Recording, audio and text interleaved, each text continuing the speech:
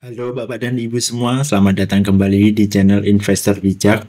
Kali ini saya akan membahas salah satu saham yang menarik dalam sektor pariwisata. Tapi sebelum saya mulai, saya informasikan bahwa video ini hanya bersifat informatif, jadi tidak ada ajakan membeli ataupun menjual sebuah saham.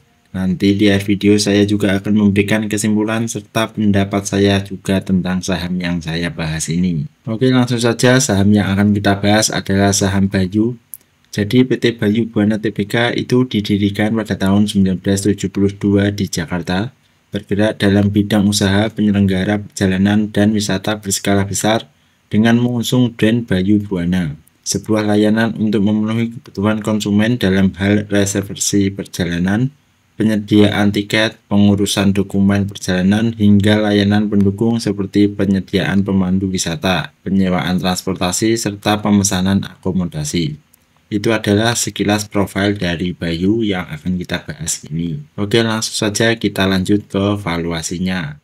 Untuk valuasinya sendiri, kalau kita lihat peer-nya ini menarik ya Bapak Ibu, karena berada di angka 4,36. Kalau kita lihat dari PBV-nya itu adalah 0,89, yang rata-rata itu lebih rendah daripada PBV selama 3 tahun, yaitu adalah 1,01. Jadi PBV di sini juga menarik untuk Bayu. Langsung kita lihat di net income-nya. Kalau kita lihat pada tahun 2023, Bayu ini bisa menghasilkan net income 71 miliar. Sedangkan pada tahun 2024, net income-nya naik menjadi 102 miliar. Dan pada tahun 2025 ini diperkirakan menurun menjadi 93 miliar. Tapi ini masih perkiraan ya Bapak Ibu, karena kalau kita lihat di kuartal 1 dia malah mengalami kenaikan dari tahun 2023, 2024 dan tahun 2025 ini ternyata mengalami kenaikan. Lanjut kita lihat di sisi EPS-nya. Kalau kita lihat dari sisi EPS, Bayu ini memiliki EPS 200, sedangkan pada tahun 2024 EPS-nya adalah 289. Dan pada tahun 2025 ini EPS-nya adalah 263. Kalau dilihat di kuartal 1 ternyata Bayu juga mengalami kenaikan di sisi EPS. Tapi kalau kita lihat di setahun kan atau annualize-nya, Bayu mengalami penurunan. Lanjut, kalau kita lihat di revenue bagaimana? Kalau kita lihat di revenue Bapak Ibu pada tahun 2023, revenue atau pendapatan kotornya adalah 2 triliun. Lalu pada tahun 2024 itu adalah 2,5 triliun dan pada tahun 2025 itu juga sama, yaitu adalah 2,5 triliun. Kalau kita lihat di kuartal 1 ternyata dia juga mengalami kenaikan, yaitu adalah 646 miliar rupiah. Lanjut kita lihat di sisi manajemen effectiveness.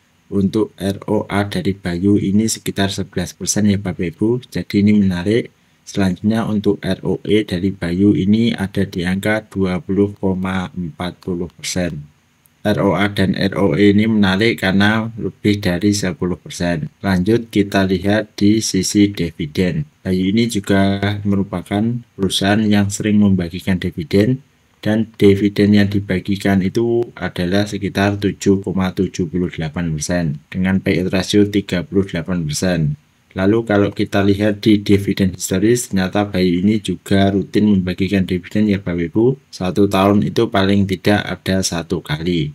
Kemarin pada tahun 2024 juga membagikan dividen yang dibagi pada 19 Juni 2025. Menarik untuk dividen Bayu sebenarnya. Lalu kita lanjut di valuation tool.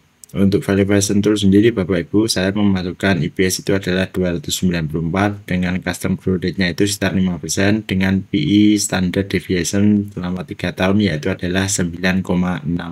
Maka harga Bayu seharusnya ada di angka 2.900-an ya Bapak Ibu. Dengan harga sekarang 1.285, maka Bayu ini berpotensi mendapatkan gain sekitar 131%.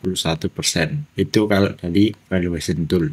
Lalu kita lihat di chart dari Bayu sendiri. Kalau kita lihat dari chart Bayu sendiri Bapak Ibu, dia ini sebenarnya masih mengalami penurunan.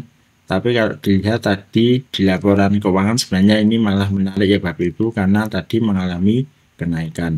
Lalu gimana untuk harga sekarang? Untuk harga tertinggi dari Bayu itu sebenarnya di angka 2.800. Dan saat ini harganya itu ada di angka 1.285. Lalu gimana untuk kondisi saat ini? kalau untuk kondisi saat ini Bapak Ibu sebenarnya Bayu juga menarik, tapi kalau saya akan menunggu di bawah 1200 ya Bapak Ibu. Seumpama di harga sekarang pun sebenarnya juga bagus, tapi saya rasa harga 1200 ini akan lebih menarik lagi untuk mencicil saham Bayu. Dengan potensi gain itu mungkin kalau saya di harga 1500 terlebih dahulu, yaitu adalah sekitar 24% di harga 1200 ini. Menarik untuk Bayu, tapi disclaimer on ya Bapak Ibu, jadi ini hanya pendapat saya saja. Bagaimana dengan pendapat Bapak Ibu, apakah setuju dengan pendapat saya? Kalau begitu langsung kita lanjut ke kesimpulan. Kalau kita lihat dari kesimpulannya Bapak Ibu, yang pertama untuk BBB-nya ini sebenarnya menarik, yaitu adalah 0,89 dari 1,1. Jadi ini menarik karena berada di bawah rata-rata selama 3 tahun. Lalu untuk net income-nya, EPS dan revenue tadi kalau kita lihat itu juga mengalami kenaikan di kuartal 1, meskipun jika dianualiskan atau disetahunkan itu mengalami penurunan.